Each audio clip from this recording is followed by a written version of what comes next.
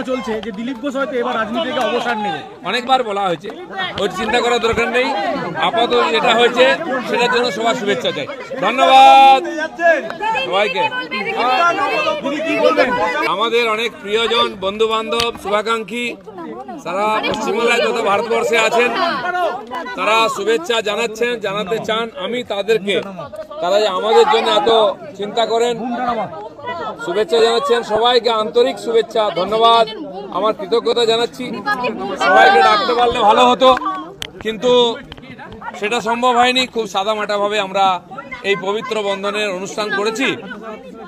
আমি মিডিয়ার মাধ্যমে আমার সমস্ত শুভাকাঙ্ক্ষীকে ধন্যবাদ জানাচ্ছি।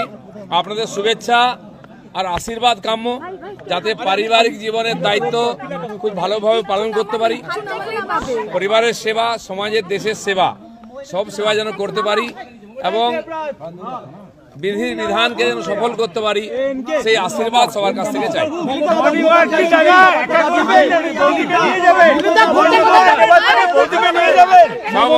দেখুন, বহু লোক শুভেচ্ছা জানিয়েছেন, কেউ এসেছেন, বেশিরভাগ সোশ্যাল মিডিয়ার মাধ্যমে জানিয়েছেন। আমি সবাইকে আমার তরফ থেকে কৃতজ্ঞতা জানাচ্ছি। মমতা ব্যানার্জি মুখ্যমন্ত্রী, তিনিও জানিয়েছেন শুভেচ্ছা। আমি সবাইকে কৃতজ্ঞতা জানাচ্ছি। কালকেই খড়গপুর যাব। সাধারণ জীবন আমাদের যেমন চলতো, আমরা রাজনৈতিক কর্মী, সেই কাজের মধ্যেই থাকবো, তার সঙ্গে পারিবারিক জীবনের দায়িত্ব পালন করব।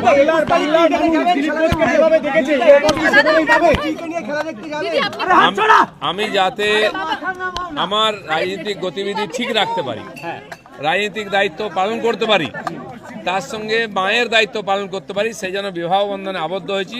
আমার জীবন সঙ্গিনী রিঙ্কু সব জানে, সেও পার্টির কর্মী, সব জেনে আমার পরিবারের মায়ের দায়িত্ব স্বীকার করেছে।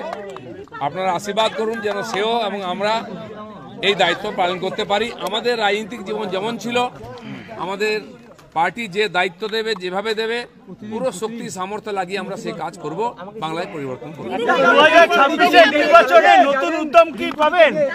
দায়িত্ব আমি তো যাবো, তারপরে দেখছি কে যায়। একটা রাজনীতিতে সহধর্মিনীর একটা বড় ভূমিকা থাকে, ইন্সপিরেশনের ভূমিকা থাকবে। আপনি কি দিলীপ ঘোষকে একইভাবে ইন্সপায়ার করবেন রাজনীতির ময়দানে আবার?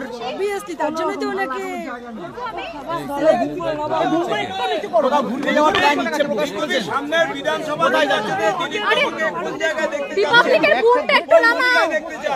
সেটা আমাদের পার্টির ওপর নেতৃত্ব সিদ্ধান্ত নেবে। যেভাবে ওনাকে দেখতে চান উনি সেভাবেই পার্টিকে সফলভাবে নিজেকে প্রুভ করতে পারবেন, এটুকু আমি থ্যাংক ইউ।